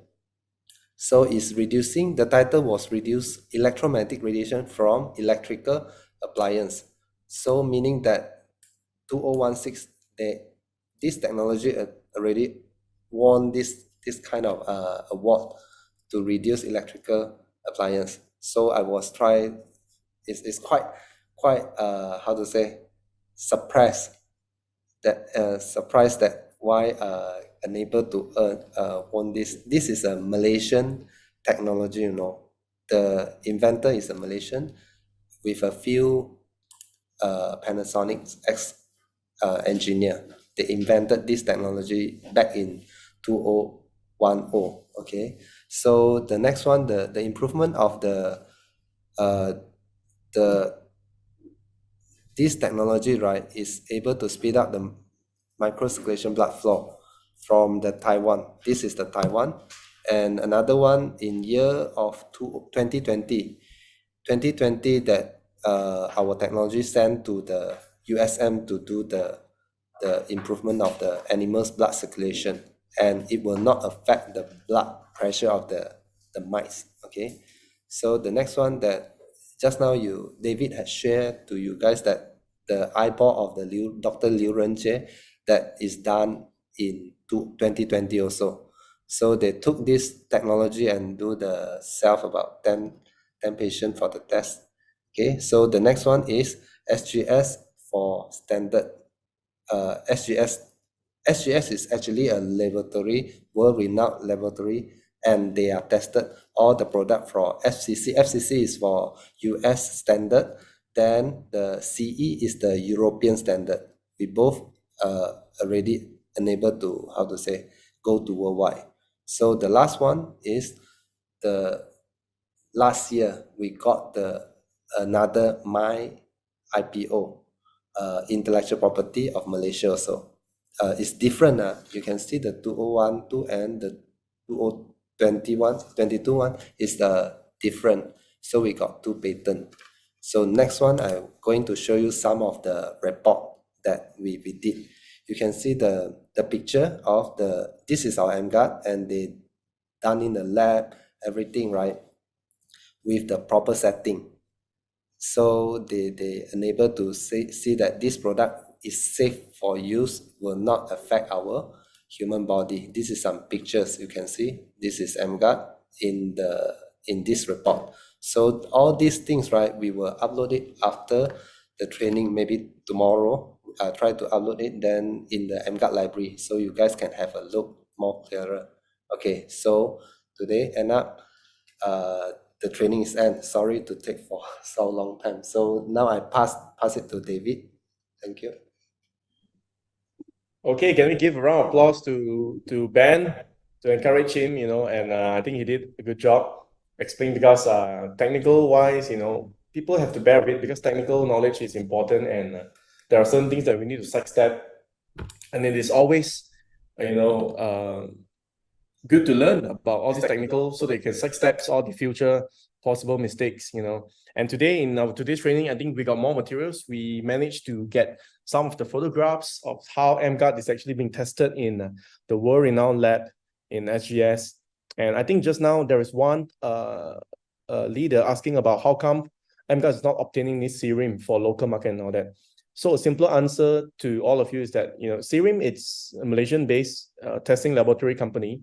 And basically, it's actually testing a lot of all these so-called electrical appliances or devices, because we actually need it. We need Serum before the product is launched to the market. Okay, but if you notice, right, for EmGuarde itself, it doesn't come with an adapter. There's no adapter. When you open up the box, EmGuarde only comes with the EmGuarde, which is the machine itself, and a USB-C, cable. Okay, so usually Serum certified means you have to have this so-called adapter. It's like the Kangen machine. Kangen machine comes with a 3-pin adapter. So when your product comes with a 3-pin adapter and you need to hook on to a power socket, this is when you need the Serum approved on the power adapter. But products that comes with just the USB-C cable, theoretically you don't need Serum, but because of Energic's initiative, the developer carry on and they move on to actually apply for the global SGS testing standard for both FCC and also the CE standard for the European standard. And given that Malaysia is a Commonwealth country, and a lot of our electrical appliances is actually following the British standard back then. So that's the reason why we're using the 3-pin rather than the 2-pin in Thailand and Philippines and all that. Okay. All right. So this is just to address to you how come we don't need the Serum in Malaysia for EmGuarde, but we still obtain the SGS for the worldwide exportation purposes. Okay, in this aspect. Okay. Now, I think just now during the peak moment, we do have about 140, and it went all the way up to 184 participants. Okay, for those of you who stay back, I truly appreciate your time and your seriousness in this project. And for those of you who stayed back, and I just want to tell you that, it's not easy to go through a almost 2 hours long training. And I really appreciate your commitment. And because of your commitment, it gives us more energy and more motivation, to dig up or to find out more EMR related documentations and also EmGuarde related information to help you, to aid you in your marketing journey, in this whole project itself. Okay, so because of time constraint, and we're going to take on maybe a few questions from the crowd. If let's say you have some questions, you can just put in your chat box, and if I can answer the questions, I will do my best.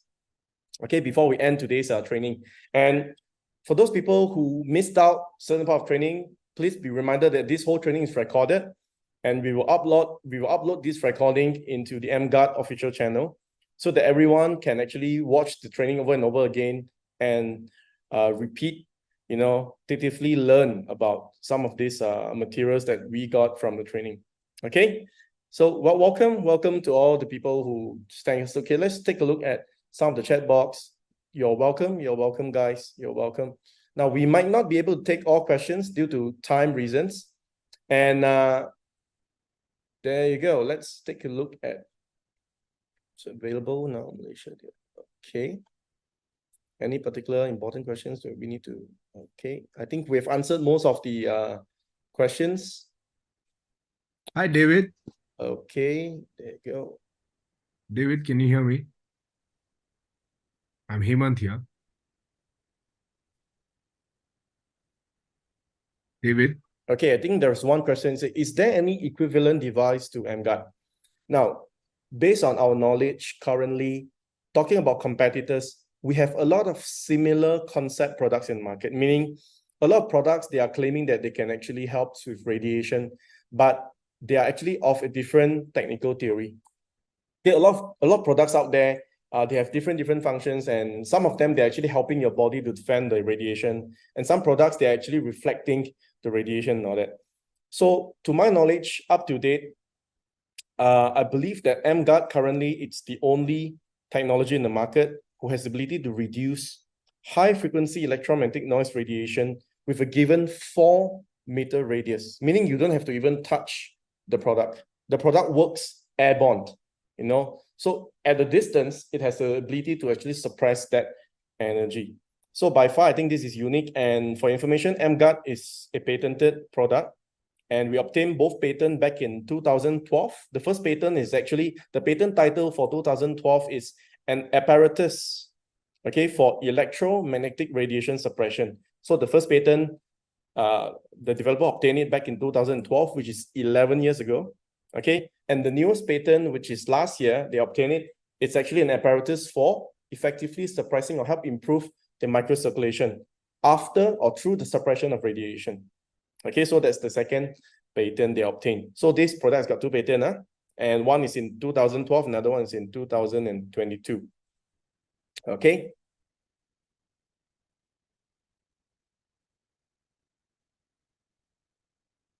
Let's move on.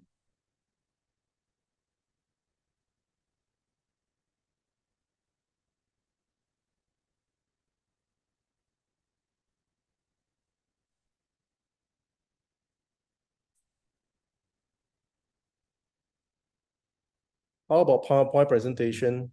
Okay, we'll be uploading the PowerPoint as well, don't worry. Okay. All right. Outline. I think we did that to Mason's question.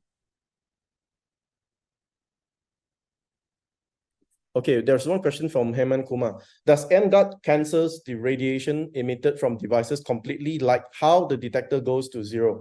Now, Heman, to answer this question, in the radiation spectrum, there are wide ranges of different measurement, okay? So some spectrum, they actually measure the energy level from the signal shooting up from the antenna, okay? Some detectors, they actually measure the radiation coming from the power source, which is the power line itself. And usually it's at a very low frequency, about 50 to 60 hertz, okay? Now, why the detector goes to ground 0 when it do the demo is because this detector is built to measure high frequency electromagnetic noise radiation. So it's at a different spectrum, okay? So when the EmGuarde suppresses the noise spectrum as shown from the SDR software, this explains why the detector is actually getting 0 power density reading after you turn on the EmGuarde, okay? So it is a different radiation spectrum for your knowledge. Okay, why did not come with battery like 10? Okay, all right. This one, you know, it's up to the supplier. It's not up to me, it's up to the supplier, okay? All right. What happens? Anything else?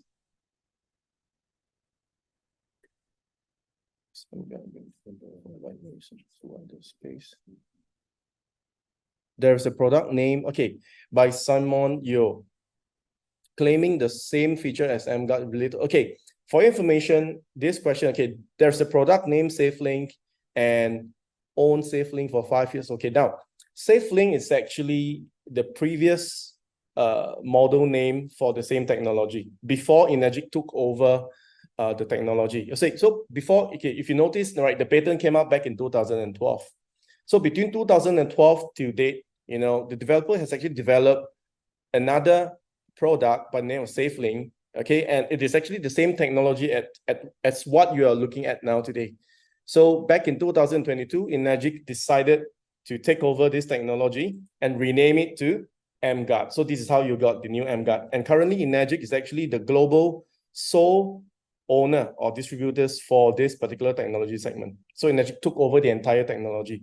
So SafeLink is the old model, has been discontinued since 1 year ago, okay? And some of our prospects has been using it for 5 years now, as you mentioned here. It's correct because SafeLink is not new. It has been in the market for many years, okay, since 2016, to be precise, okay, 2016. So it is the same technology, but the only different thing is that SafeLink is actually using the old power cord system, which is the AC model. And if you notice, EmGuarde machine, it does not come with a power cord or a 2-pin plug or even a 3-pin plug, because EmGuarde is the world's first direct current model. It's the world's first DC model, and you can actually power up this EmGuarde, you know, using a DC power bank. For example, you know, sometimes when there is an emergency, it is not advisable, although, but during an emergency, you need to just power up EmGuarde. You can just use a power bank, and it works fine as well. Okay, so it is actually the world's first direct current model, and the developer switched it from an AC model to a DC model. Okay, and according to developer, the logic behind is that because AC model, sometimes when the current comes in, it fluctuates at a different peak point, and it might be able to shorten the component's lifespan. But with a 5-volt DC model, when the current comes into the EmGuarde at a more regulated or lower electrical point, it has the ability to prolong the components of the EmGuarde as well. So that's the reason why they're switching from the AC, the old model, to the new EmGuarde DC model, for your information. Okay. All right. I mean, there is a lot of questions going on, and to time's constraint, I would love to answer all that, but we will then take questions in the upcoming training. And just a quick reminder, I would invite all of you here.